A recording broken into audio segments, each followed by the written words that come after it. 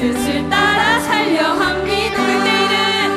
그때 일은 지나고 나의 눈을 하나오 어머니의 말씀 기억하면서 나도 쉬쉬때때로 성경 말씀 읽으며 주의 뜻을 따라 살려 합니다. 다같이 귀하고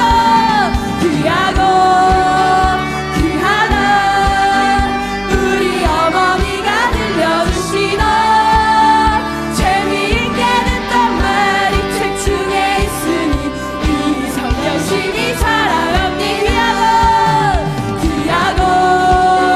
귀하다 우리 어머니가 들려주시던 재미있게 듣던 말이 책 중에 있으니 이 성경심이 사랑합니다.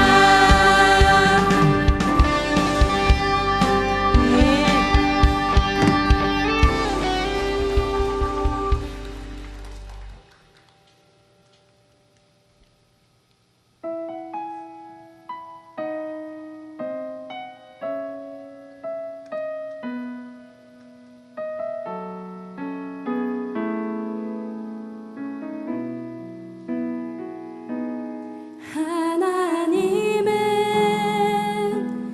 너를 만드신 분, 너를 가장 많이 알고 계시며 하나님은 너를 만드신 분, 너를 가장 깊이 이해하신단다. 하나님은 너를 지키시는 분, 너를 절대 포기하지 않으며 하나님은 너를 지키시는 분, 너를 쉬지 않고 지켜보신단다. 그의 생각 셀 수 없고 그의 자비 무궁하며 그의 성실 날마다 새롭고 그의 사랑 끝이 없단다. 하나님은 너를 만드시는 분, 하나님은 너를 만드신 분, 너를 가장 많이 알고 계시며 하나님은 너를 만드신 분, 너를 가장 깊이 이해하신단다. 하나님은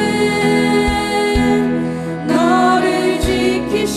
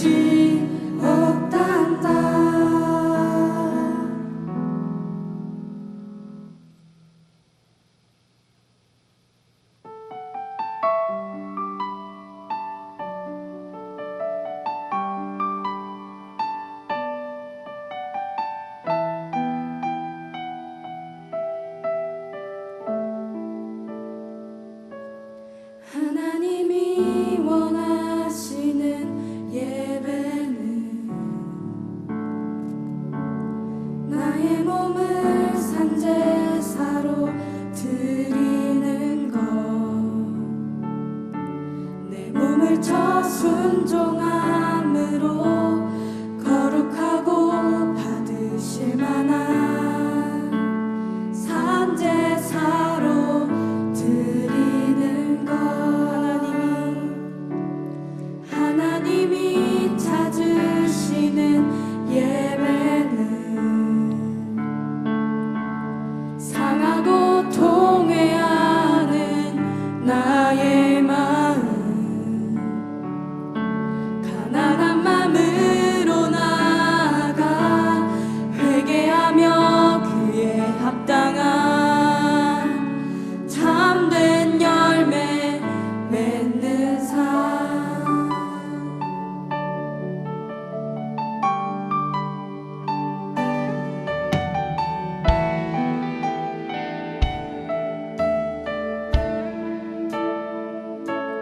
하나님이 원하시는 예배는 나의 몸을 산제사로 드리는 것 내 몸을 쳐 순종함으로 거룩하고 받으실 만한 산제사로 드리는 것 하나님이 찾으시는 예배는 상하고 통회하는 나의 마음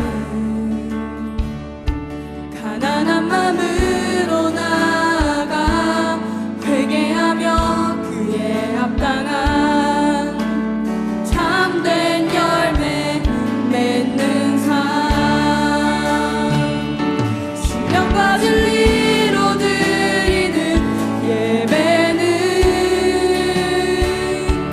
거듭난 생명으로 주님과 사귀는 삶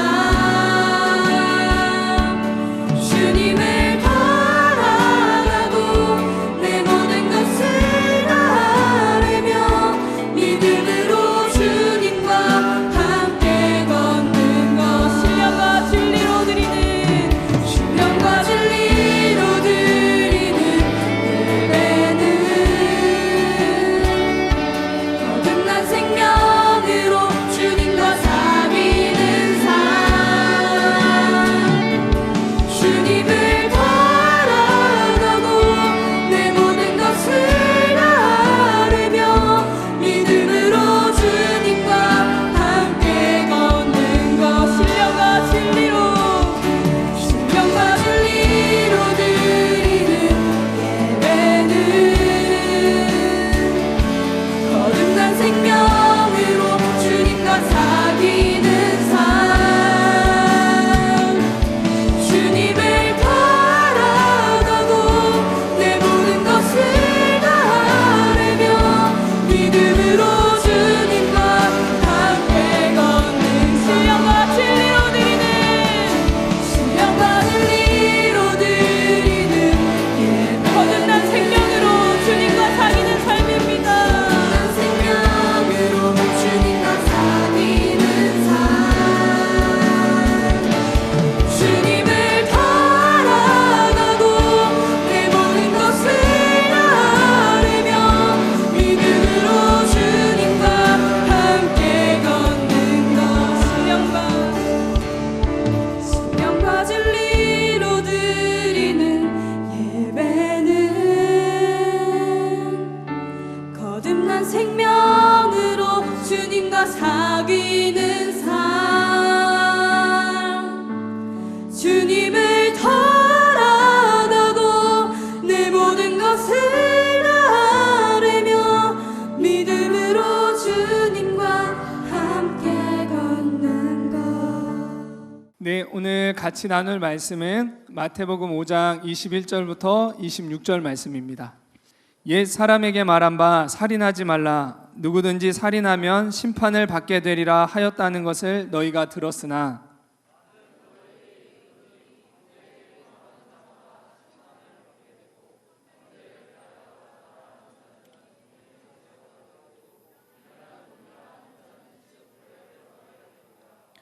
그러므로 예물을 제단에 드리려다가 거기서 내 형제에게 원망 들을 만한 일이 있는 것이 생각나거든.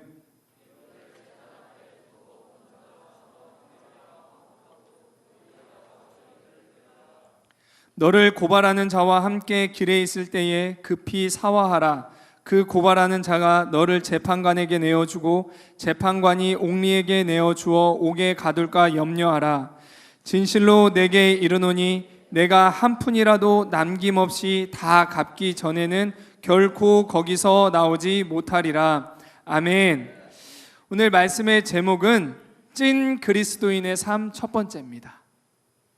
네, 그리고 사화하라예요. 여러분, 이전과 달리 요즘 청소년 사역의 큰 적이 뭔지 아세요?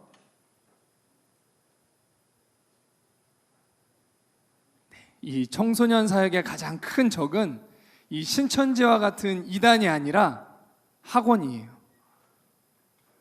여러분, 시험 기간만 되면 보이던 학생들이 안 보이기 시작해요. 학원 보강 간 것 같아요. 그리고 시험 기간 중에도 예배에 오긴 왔는데 굉장히 뭔가에 찌들려 있고 얼굴에 울상이 탁 돼 있어요.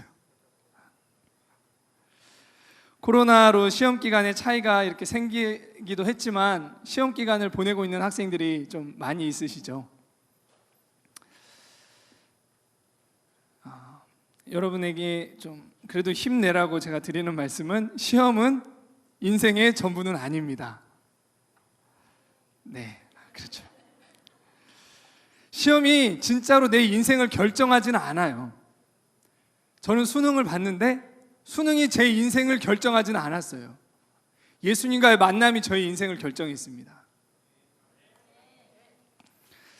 여러분, 제가 이런 말씀을 또 드린다고 해서 시험 기간인데 핸드폰만 또 보고 있거나 PC방에 또 가거나 또 그러면 안 됩니다. 우리가 최소한 시험 기간이라고 한다고 하면 책상 앞에 있는 외식이라도 해야 가정 안에 잠시 평화가 좀 올 수가 있어요. 여러분, 한번 생각해 봐요. 여러분, 만약 부모님이야. 근데 시험 기간에 계속 핸드폰만 보고 있어. 마음이 어떨 것 같아요? 부모님의 믿음이 날로 성장하겠죠? 여러분, 우리 인생은 시험이 결정하는 게 아니라 매일매일 하나님께 대한 반응이 내 인생을 향한 하나님의 계획을 완성하는 것입니다. 그래서 매일매일의 삶 속에서 하나님께 대한 반응에 따라 성적이 개판이어도 하나님이 들어 쓰시기도 하고요, 성적이 아무리 좋아도 하나님께는 쓰임받지 못할 수도 있어요. 우리 인생에서 진짜 중요한 것이 뭐냐? 사람이 인정하느냐 성적이 좋으냐보다 하나님께 쓰임을 받느냐 안 받느냐, 그것이 훨씬 중요해요. 많은 업적을 이루고 사람들이 인정하고 성적이 아주 뛰어난데 하나님이 그 사람 들어쓰지 않아버리면 그 인생 헛산 거죠. 하나님께 쓰임받는 인생이 되시기 바랍니다. 자, 그래서 어깨도 피시고 뒤에 등 기댄 거에서 살짝 등도 한번 좀 떼시고 눈도 원래 큰데 조금 더 크게 뜨시고 웃으면서 옆에 있는 친구와 한번 인사하겠습니다. 화이팅! 네.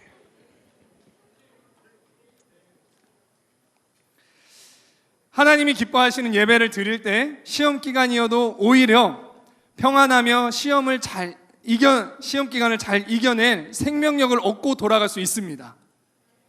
시험 기간이라고 해도 예배의 분위기가 다운되지 않을 수 있습니다. 하나님이 기뻐하시는 예배는 예배의 본질을 기억하며 하나님께 드리는 거예요.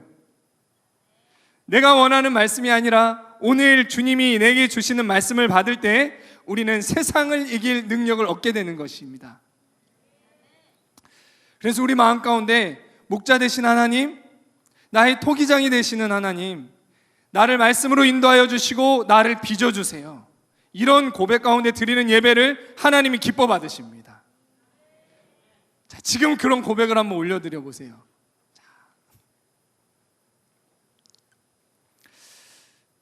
네, 오늘 말씀으로 돌아와서 저희는 지금 지난 시간에 산상수훈에 대해서 한번 좀 봤습니다. 그리고 산상수훈을 계속 보고 있어요. 지난 말씀에 예수님이 우리를 위해 어떤 일을 하셨다고 나눴죠? 네. 예수님이 율법을 완전히 지킬 수 없는 우리를 위해 율법의 요구를 맞춰주셨다는 것을 우리가 나눴습니다. 온전하라는 율법의 요구를 맞추시기 위해 예수님이 내 죄를 대신해서 십자가에서 죽으심으로 내가 받을 죄의 심판을 다 담당해 주셨어요. 우리를 구원하기에는 불완전했던 그 율법을 예수님이 십자가를 통해 완전하게 하심으로 우리는 구원을 얻을 수 있게 됐습니다. 믿음으로. 이러한 예수님을 나의 구원자로 마음에 다 영접하시기 바랍니다. 예수님은 율법을 완전하게 하시기 위해 오셨기 때문에 예수님 안에 있는 사람, 즉 산상수훈을 듣고 있는 제자들 뿐만 아니라 예수님을 영접한 그 사람은 이제 율법의 짐이 아닌 새 언약을 따라 살아갈 수 있게 된 겁니다. 새 언약은 성령을 따라 사는 생명의 성령의 법이라고 말씀드렸어요. 성령의 인도하심을 따라 하루하루를 살아가는 사람이 바로 찐 그리스도인이고, 찐 그리스도인은 결코 막 살게 되지 않는다는 것을 우리가 같이 봤습니다. 오늘 본문에서 예수님은 새 언약으로 살아갈 제자들에게 생명의 성령의 법 안에서 어떤 삶을 살아야 할지 구체적으로 예를 들고 계세요. 오늘 본문부터 이어지는 쭉 그 말씀들이 바로 이러한 예예요. 사례별로 굉장히 다양하게 예수님이 예를 들어주셨어요. 예수님은 가르침의 은사가 있으시고 예수님 굉장히 친절하십니다. 그냥 이렇게 딱 하시지 않고 예까지 쭉 들어주셨어요. 먼저 예수님이 구체적으로 예를 드신 것은 같이 읽었던 그 본문 말씀에서 보면 살인하지 말라예요. 21절에 옛 사람에게 말한 바 살인하지 말라, 누구든지 살인하면 심판을 받게 되리라 하였다는 것을 너희가 들었으나, 이렇게 말씀하시면서 새 언약 안에서 사는 찐 그리스도인의 삶에 대해 구체적으로 설명을 시작하십니다. 예수님이 예로 든 이 율법은 10계명이었어요. 몇 계명이죠, 네, 우리 저번에 발가락 들으면서 한번 했는데 제 6계명이에요. 살인하지 말라는 계명에 대한 예수님의 적용을 통해서 우리 종교를 벗어버리고 찐 그리스도인의 삶과 정체성이 회복되기를 바랍니다. 찐 그리스도인의 삶이 회복되어서 힘들게 사는 하루하루가 아니라 기쁨이 있는 하루하루 삶이 되시기를 바랍니다. 자, 새 언약 안에서 살인하지 말라는 이 율법을 예수님이 어떻게 적용하셨는지 한번 보겠습니다. 큰 첫 번째로 새 언약 안에서의 적용이에요. 10계명에서는 살인을 하면 심판을 받게 될 것이다 라고 기록되어 있지만 예수님은 뭐라 말씀하셨냐면 형제에게 노하는 것으로도 심판을 받게 될 거다 이렇게 말씀하셨고, 라가라고 욕하는 자는 공회에 잡혀가게 되고 미련한 놈이라 하는 자는 지옥불에 들어가게 된다고 하셨어요. 여러분 어떤가요? 여러분 살인하지 말라라는 계명에 대해서 딱 들었을 때 오늘 설교 나랑 그렇게 상관이 없는데?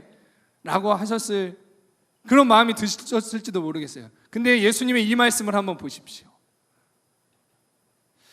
여러분 율법과 예수님이 새 언약 안에서 적용하신 부분들을 비교해보면 어때요?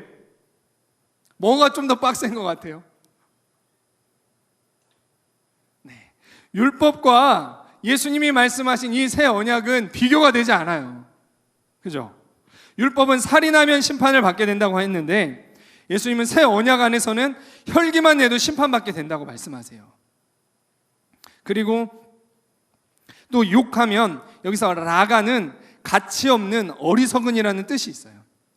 즉 유대인들이 상대방을 경멸하거나 욕할 때 사용했던 그런 용어입니다. 이렇게 욕하면 공회에 잡혀간대요. 공회가 어떤 곳이에요? 사네드린이라는 곳인데 당시 유대의 최고 의결기구입니다. 정치, 법, 형사 재판 다 할 수 있는 그 의결기구가 바로 사네드린이라는 공회예요. 즉 욕하면 욕하면 이런 최고 의결기구에 가가지고 법의 판결을 받는다는 거예요. 욕하면 대법원에 끌려가서 재판 받는다는 거예요. 근데 더 충격적인 것은 미련한 놈이라고 하면 어떻게 돼요? 더 이제 큰일 나요. 난리 나요. 지옥불에 던져진대요. 율법 아래서는 마음에 어떤 생각을 품고 있어도 실제 사람을 죽이지 않으면 심판받지 않는다고 했는데, 새 언약 안에서는 혈기 부리거나 욕하고 조롱하면 심판받게 된다고 하십니다. 받는데, 심판을 받는데 어떻게? 지옥 심판 받는다고 말씀하세요. 지옥 심판 받는다는 것은 뭐예요? 이것이 죄라는 거예요. 하나님 앞에 중죄라는 거예요.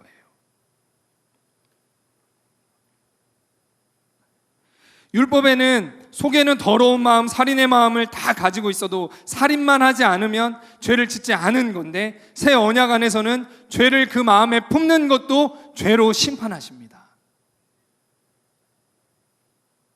하나님은 우리 마음의 동기를 보시며 심판을 하세요.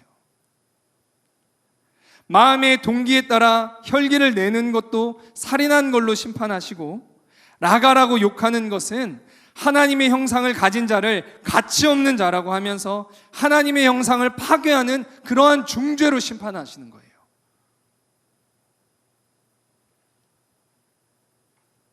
예수님은 속으로 품은 생각과 마음의 동기 또한 우리가 천국에 이를 수 없게 하는 바로 죄라고 말씀하십니다. 율법 안에서 살 때와 예수님을 영접하고 예수님 안에서 살 때 의의 기준이 어떤가요? 예수님 괜히 영접했나? 혹시 이런 생각을 가지시나요? 언제가 더 높은 의의 기준을 가지고 살아가게 돼요? 예수님 안에서 살 때이죠. 그러니 우리가 성령의 인도하심을 따라 살 때 세상의 어둠을 밝히는 빛, 부패를 막는 소금의 삶으로 점점 변하게 되는 것입니다. 자연스럽게 우리의 삶을 통해 예수님의 생명인 빛과 소금이 나타나고 흘러가게 돼요. 이게 찐 그리스도인의 삶인 거예요. 그럼 이런 죄를 지었다면 어떤 결과가 생기고 이제 어떻게 해결해야 되는지, 찐 그리스도인은 이걸 어떻게 해결해야 하는지 한번 볼게요. 죄의 결과죠. 25절에 그렇지 않으면 그가 너를 재판관에게 넘겨주고 재판관은 너를 간수에게 내어주어 어떻게 된다고요? 감옥에 갇히게 된다 라고 말씀하십니다. 그리고 26절에 어떻게 시작하냐면 진짜다, 참이다 이렇게 말씀하십니다. 진실로 내게 이르노니 이것이 진짜다. 지금 제가 이 말씀을 가지고 여러분들과 이렇게 나누는데 그런 마음을 가지고 계신 분이 있을 수도 있어요. 에이, 아니 뭐 욕 한 번 했다고 감옥 뭐 가나요? 혈기 한 번 냈다고 그럼 나는 거의 무기징역인데? 이런 마음 가지고 계신 분 혹시 있나요? 네, 저는 그랬습니다. 저는 중고등학교 시절에 그리고 대학교 가서도 이 말씀을 읽을 때 그냥 이만큼 조심해라.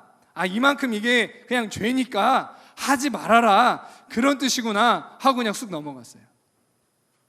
근데 예수님 우리 가운데 말씀하세요. 진짜다. 진실로 너에게 이르노니 이게 진짜라는 거예요. 새 언약 안에서 이게 진짜라는 거예요. 내가 거짓말을 쉽게 하면 상대방이 하는 말도 거짓말처럼 들릴 때가 있어요. 에이, 뻥치지 마. 네.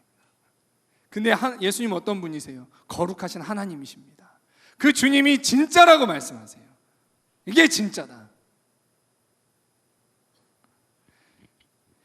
25절 26절은 영적 세계를 말씀하신 것인데 진짜야. 고발당하면 너 감옥에 갇히게 될 거야 라고 말씀하시는 거예요. 이렇게 감옥에 갇히게 되면 우리 어떻게 될까요? 26절 다 같이 한번 읽어보겠습니다. 시작. 진실로 내게 이르노니 내가 한 푼이라도 남김없이 다 갚기 전에는 결코 거기서 나오지 못하리라. 아멘. 이렇게 하늘 재판관인 하나님께 고발당해 너희가 영적인 감옥에 갇히게 되면 그것에 대한 모든 갑지불을 다 할 때까지 결코 거기서 나오지 못할 것이다 말씀하십니다. 하나님이 아담에게 처음에 뭐라 말씀하셨죠? 내가 동산에 있는 모든 나무에 있는 그 실과를 임의로 다 먹어도 되되 네가 동산 중앙에 있는 그 나무 실과 열매는 먹지 마라. 먹게 되면 어떻게 될 것이다? 네. 정령 진짜로 죽을 것이다. 하나님 이렇게 말씀하셨죠. 근데 아담이 그 동산 중앙에 있는 나무의 열매를 먹었죠. 선악과를 먹었어요. 어떻게 됐어요? 죽었어요? 안 죽었어요? 네, 죽었습니다. 어떻게 죽었어요? 영적인 생명을 잃어버려서 에덴 동산에서 쫓겨나가고 하나님과의 관계가 단절되었습니다. 그전에는 어떤 삶을 살았어요? 에덴 동산에서 하나님과 충분히 교제하며 하나님과 동행하며 하나님의 능력을 가지고 하나님의 뜻대로 다스리고 정복하는 그런 삶을 살아갔어요. 근데 여러분, 지금 우리 하나님의 음성이 잘 들리나요? 네, 잘 들리신다고 하시면 좋겠어요. 하나님의 음성 듣는 거 쉽지 않죠? 네, 쉽지 않아요. 하나님과의 영적인 관계가 막혀버린 겁니다. 더군다나 예수님을 구주로 영접하지 않으면 영적인 생명이 없어서 하나님의 말씀이 깨달아지지도 않죠. 하나님이 먹으면 정령 죽으리라 말씀하신 대로 아담이 선악과를 먹었을 때 영적 죽음, 하나님과의 단절이 정령 우리에게 주어졌어요. 마찬가지입니다. 진짜로 감옥에 갇히게 될 것이고 모든 갑질을 할 때까지 거기에서 나오지 못할 것이다 라고 말씀하시면 어떻게 되는 거예요? 진짜 그렇게 되는 거예요. 진짜 영적인 감옥에 우리가 갇히게 되는 것입니다. 영적인 감옥에 갇히면 영적으로 부자유하고 묶여있게 되어서 아무런 영향력을 행사할 수가 없어요. 바깥에 영향력을 아무리 끼치고 싶어도 끼칠 수가 없습니다. 감옥에 갇혀 있으면. 하나님은 우리에게 다스리고 정복하라고 하셨는데 감옥에 갇히면 다스리는 자의 삶을 살지 못하는 거예요. 예수님은 우리를 빛과 소금이라고 하셨는데 감옥에 갇히면 빛을 비추지 못할 뿐 아니라 소금으로 던져져서 세상의 부패도 막지 못하게 될 거다, 이렇게 말씀하시는 겁니다. 그러니까 어떻게 해라? 이렇게 감옥에 갇히기 전에 화목하고 급히 먼저 사화해라, 이렇게 말씀하십니다. 영적 감옥에 갇히기 전에 가서 해결해라 라고 말씀하십니다. 어떻게 해결하라고 말씀하셨냐면 방금 말씀드린 대로 먼저 가서 화목하고 사화해라. 사화의 단어의 뜻은 뭐냐면 법으로 처리할 송사를 개인끼리 좋게 풀어버린다는 거예요. 법정까지 가지 말고 감옥에 갇히지 말고 먼저 개인으로 만나서 풀어버리라는 겁니다. 23, 24절 23절은 우리 형제들이, 24절은 자매들이 한번 읽겠습니다. 시작.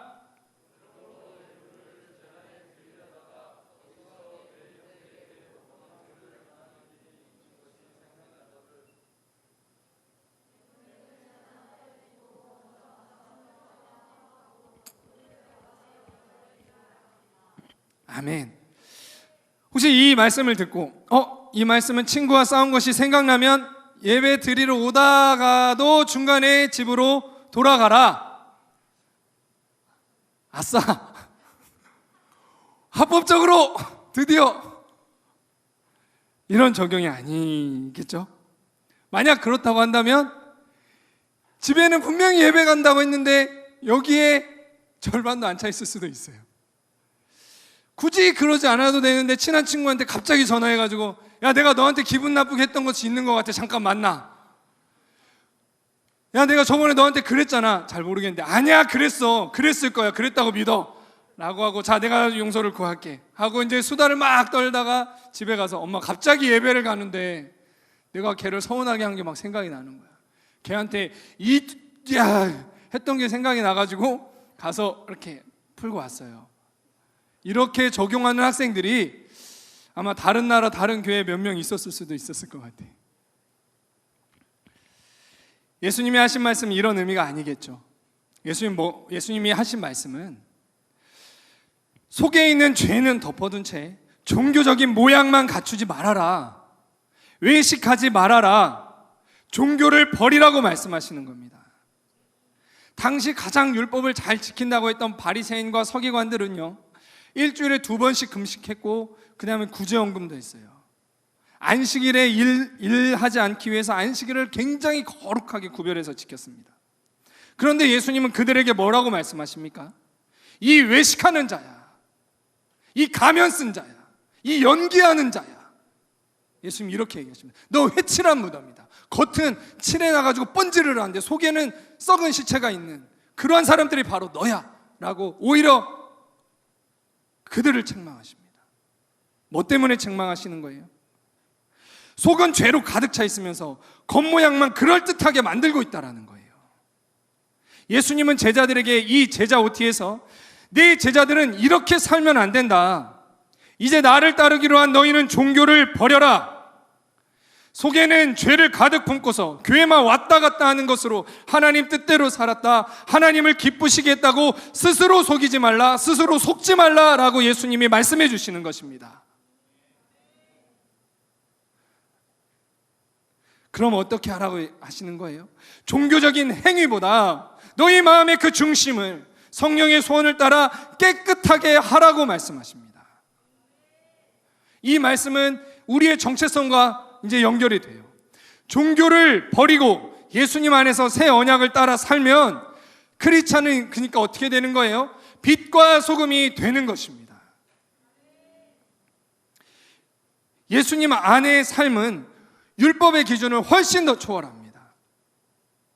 종교적인 형식보다 더 중요한 것은 내 마음 안에 있는 이 죄의 문제를 해결하는 거예요. 그래서 우리는 이러한 죄들을 지었을 때 어떻게 해야 되냐면 예수님을 따르며 보게 되는 내 내면 안에 있는 악함, 죄를 회개를 통해서 먼저 사함을 받아야 되는 것이에요.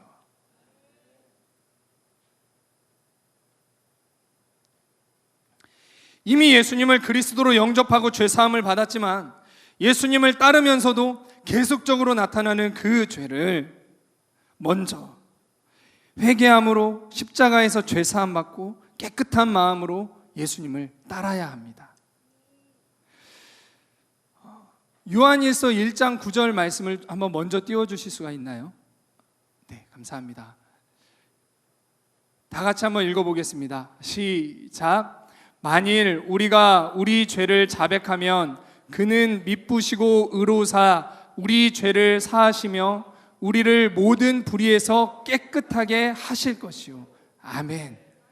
우리 죄를 자백하라고 말씀하십니다. 먼저 우리가 예수님 앞에 나가 죄를 자백하면 하나님이 우리의 죄를 용서하세요. 무엇 때문에요?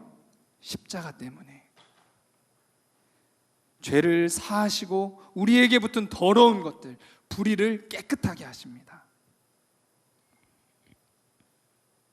그래서 종교적인 모양만 갖출 것이 아니라 그 마음의 중심을 하나님 앞에서 돌아보고 성령이 주시는 어떤 찔림들이 있을 때 그걸 주님 앞에 가지고 나아가서 용서를 구하고 회개하라고 말씀하세요. 그러면 사함을 받을 것이다.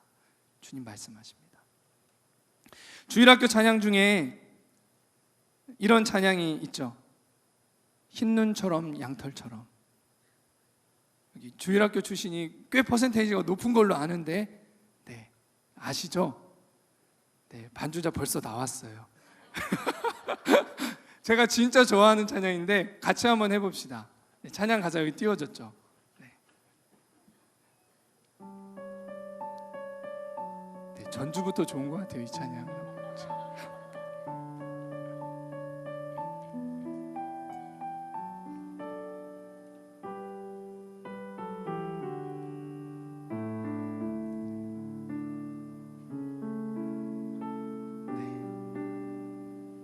다시 들어갈게요. 들어가겠습니다.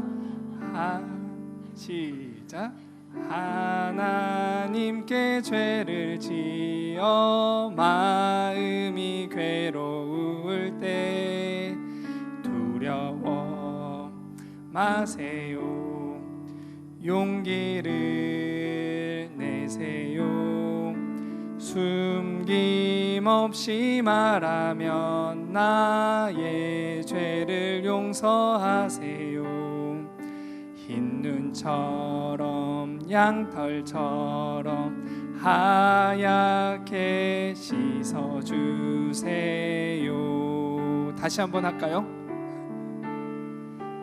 하나님께 죄를 지어 마음이 괴로울 때 두려워 마세요. 용기를 내세요. 숨김없이 말하면 나의 죄를 용서하세요. 흰 눈처럼 양털처럼 하얗게 씻어주세요.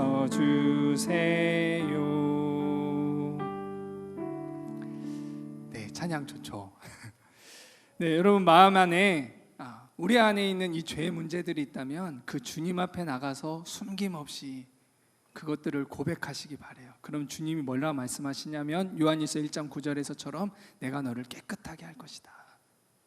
먼저 우리 찐 그리스도인은 이와 같이 우리의 마음에 있는 죄를 주님 앞에서 깨끗하게 할 줄 알아야 됩니다. 자, 그리고 행동으로 분명하게 지은 죄에 대해서는 그 사람에게 가서 사과해야 해요. 회개만 하고 그냥 덮어두지 말고 찾아가서 사과하고 용서를 구하는 행동을 하라고 말씀하십니다. 간사님 그냥 이렇게만 회개만 하고요, 주님 용서해 주세요, 회개만 하고 안 찾아가면 안 돼요? 굉장히 찾아가서 말하기 쑥스러운데. 네, 이해합니다. 이게 제 심정이었으니까, 제 심정이기도 하고. 주님 도저히 못할 것 같아요. 근데 여러분, 우리가 이렇게 행동할 수 있는 것은요, 우리는 이미 죄사함을 받았기 때문에 이렇게 할 수 있는 것입니다. 용서받을 수 없는 죄들을, 나의 이기적인 모습을 감당하시고 십자가를 지신 은혜를 생각하면 사과하고 용서할 수 있는 거예요. 물론 나도 잘못했지만 내가 잘못하기보다 그 친구가, 그 부모님이 더 잘못하셨는데요, 막 그런 마음이 속에서 올라올 수도 있어요.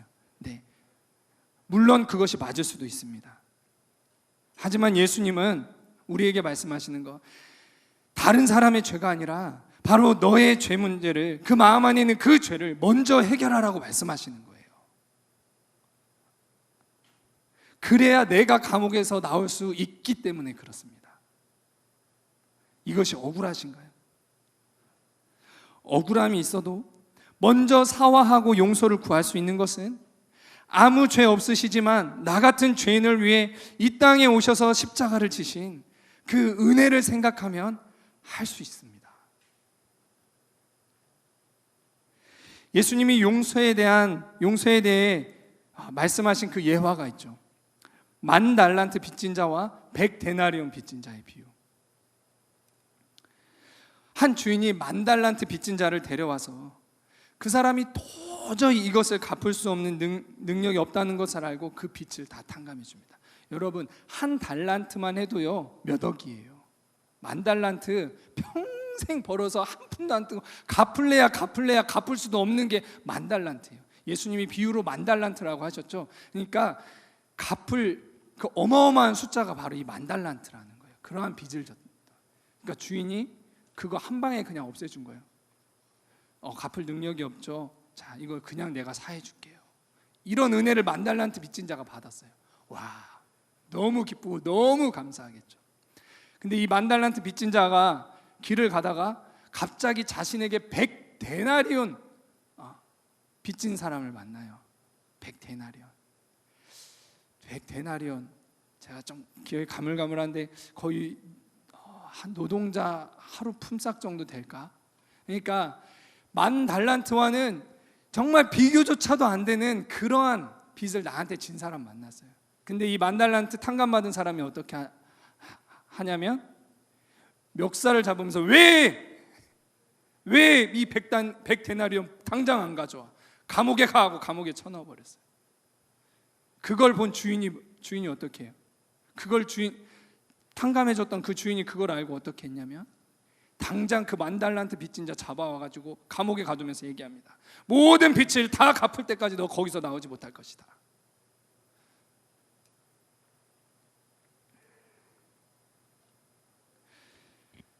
만약 우리가 형제를 용서하지 않으면 하나님께서도 우리에게 이렇게 하신다고 말씀하세요.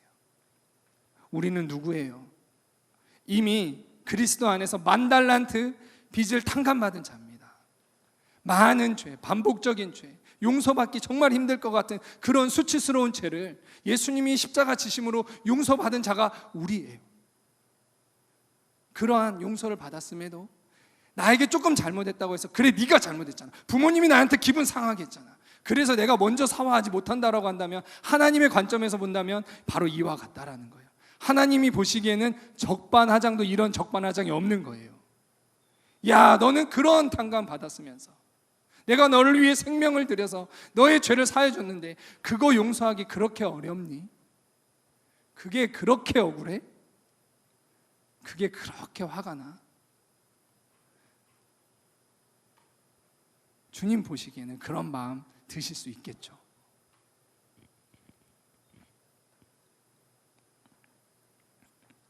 쑥스럽고 부끄러울 수도 있고 저 사람의 잘못이 더 커 보일 수도 있지만 그리스도인은요, 예수님의 죄사함을 받았기 때문에 먼저 가서 사과할 수 있고 용서를 구할 수 있는 것입니다. 낮아질 수도 있는 거예요. 왜요? 거룩하신 하나님이 나 때문에 이 땅 가운데서 낮아지셨잖아요. 이 땅에 오셨고 십자가도 지셨잖아요. 그리스도인은 예수님이 하셨으니까 할 수 있는 거예요.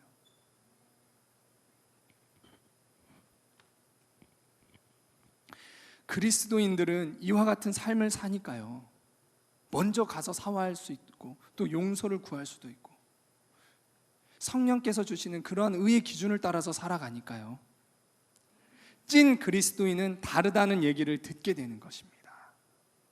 우리의 행동을 보고 세상 사람들도 하나님께 영광 올려드리는 일들이 나타나게 되는 거예요. 마태복음 5장 16절 말씀입니다.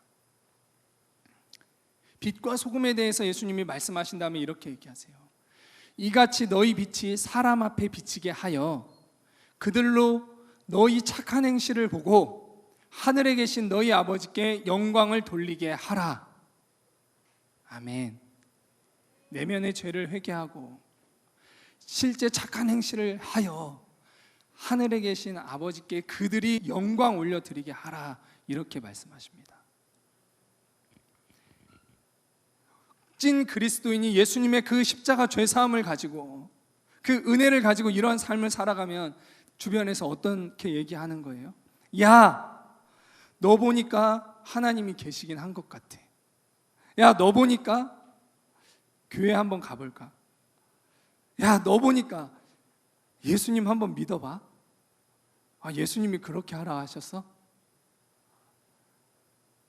야, 너 기도하던데 내 기도 좀 해줘.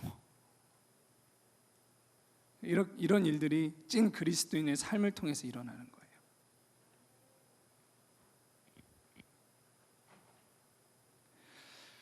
진짜 그리스도인은 종교적인 모양만 가지고 열심히 한다고 되는 것이 아닙니다.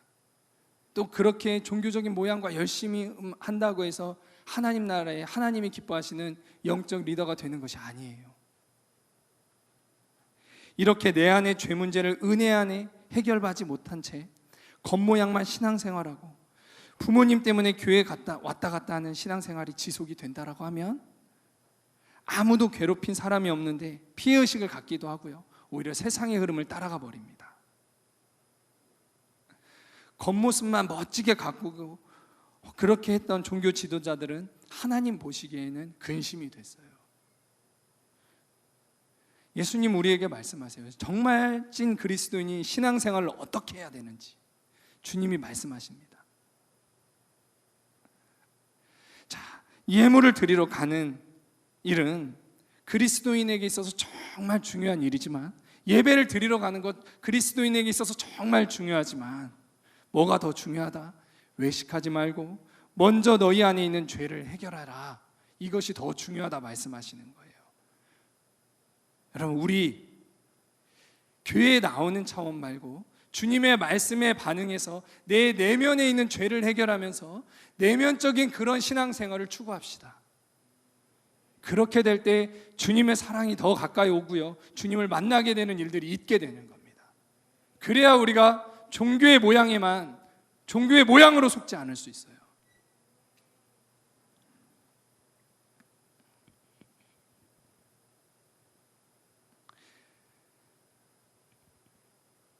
찐 그리스도인은 내가 율법을 완성하러 왔으니까 내면의 죄를 사함받고 그것을 삶으로 표현해라, 잘못했으면 사과해라 말씀하시는 거예요.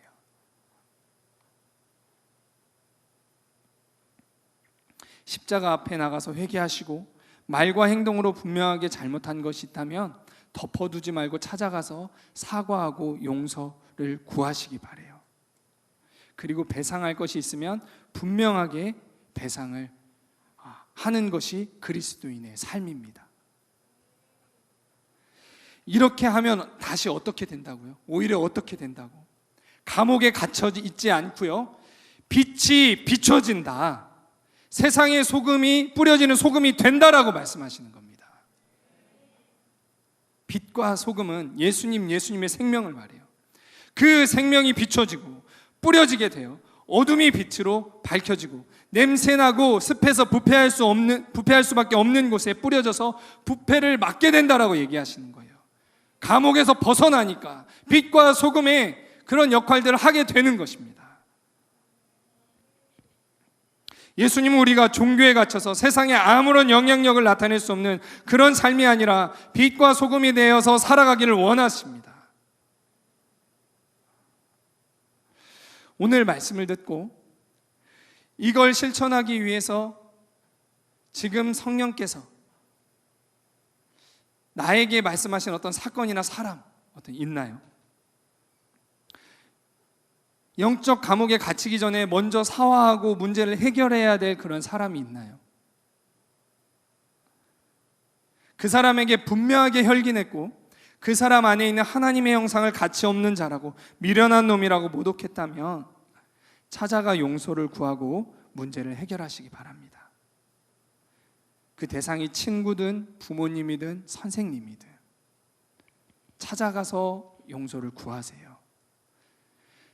특히 시험 기간에 나도 원치 않았지만 부모님께 말을 함부로 했다면 먼저 사과하셔야 돼요. 누구 때문에? 예수 그리스도 때문에. 그 십자가의 은혜 때문에. 주님이 또 그렇게 하라 하셨잖아요. 직접적으로 말했던 사람을 찾아가세요. 예수님 말씀하십니다. 단 한 푼이라도 남김없이 갚기 전에는, 이런 갑지부를 분명하게 모두 행하기 전에는 나오지 못할 것이다. 진실로라는 말을 붙이셨어요. 가끔 어떤 사람들을 보면 영적인 감옥에 갇혀서 영적으로 풀어지지 못하는 것들을 많이 봐요. 하나님과의 교제도 딱 끊겨 있고요, 이상하게 막 은혜가 없는 것 같진 않은데 꽉 막혀 있는 것 같은 굉장히 안타까운 경우들을 봅니다. 오늘 말씀에서 보면은요, 감옥에 갇혀 있다면 풀 것들을 하나씩 풀어내셔야 됩니다. 영적인 감옥에 갇혀 있다면, 그런 사람이 생각난다면 생각나는 대로 가서 용서를 구하고 예수님 때문에 용서를 구하고 그걸 풀어내셔야 돼요. 그러면 어떻게 된다고요? 감옥에서 나오게 되는 거예요. 하나님과의 관계 문이 다시금 열리게 되는 거예요. 영적인 소통이 일어나요. 말씀만 듣는데 계속 자거나 기도 시간에 계속 졸거나 뭔가 영적인 감옥에 갇혀 있는 거일 수 있어요. 다른 이유가 있을 수가 있는데요, 감옥에 갇히면 그래요. 감옥에 갇히는데 외부와의 소통이 돼요? 안 됩니다. 영향력을 나타낼 수 있어요? 교회만 온다고 해서 영향력이 나가나요? 영향력이 안 나가요. 뭔가 묶여 있는 거예요. 막혀 있는 거예요. 그래놓고 마음에 미움과 용서하지 못함이 꽉 가득 차 있으면 그런 일들이 내 삶에 나타나는 거예요. 풀어버릴 것을 하나씩 풀어낼 때 진짜 그리스도인의 삶을 살아가게 되는 겁니다. 진짜 그리스도인의 영향력들이 흘러가는 거예요. 야, 그리스도인이구나.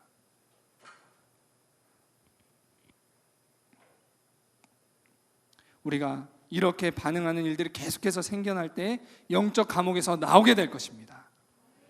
빛과 소금이 되어 세상을 비추고 뿌려질 거예요.